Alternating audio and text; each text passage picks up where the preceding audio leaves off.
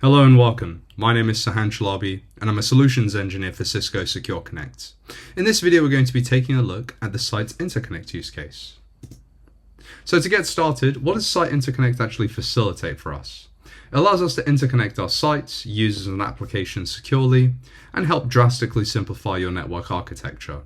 There's a few different technologies that we can utilize to get connectivity into the service.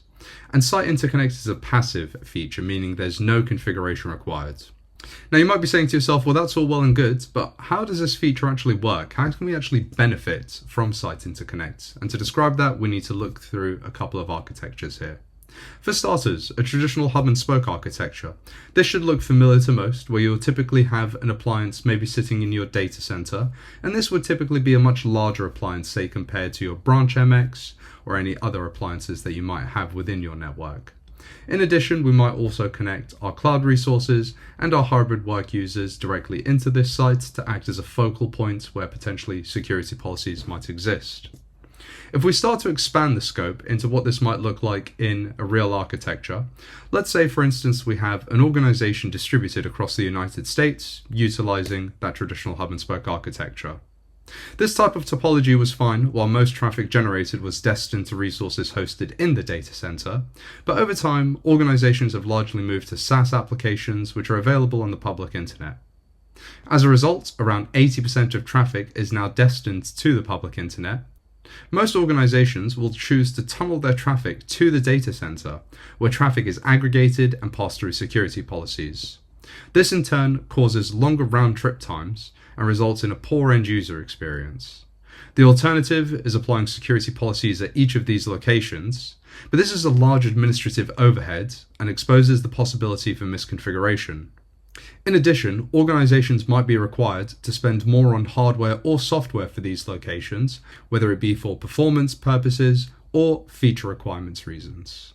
Furthermore, the adoption of supporting a hybrid workforce has exacerbated the issue and accelerated organizations' needs to rethink how their network is deployed. So, what's the alternative? Rather than organizations accommodating for and hosting headends for their branches and users, they can connect to a Secure Connect point of presence where security policies are enforced.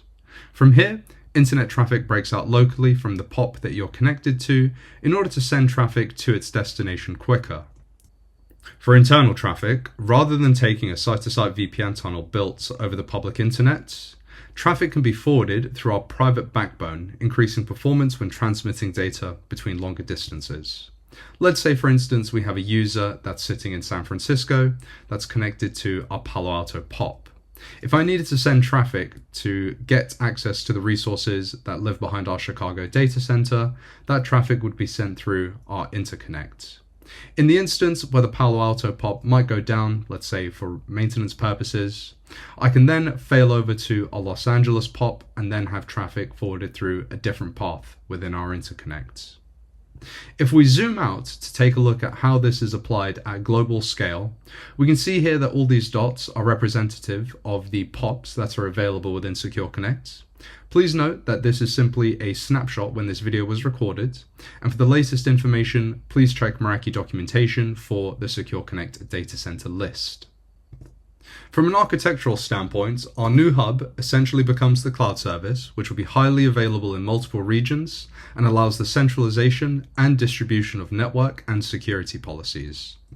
If we take a look at how traffic is going to move through the service, we might send traffic through some form of a VPN tunnel in order to get into the cloud service where traffic eventually hits the cloud firewall. If there is a policy permitting traffic, it's then going to be forwarded through our Interconnect backbone down to its final destination. Thank you very much for joining, and all the best. Take care.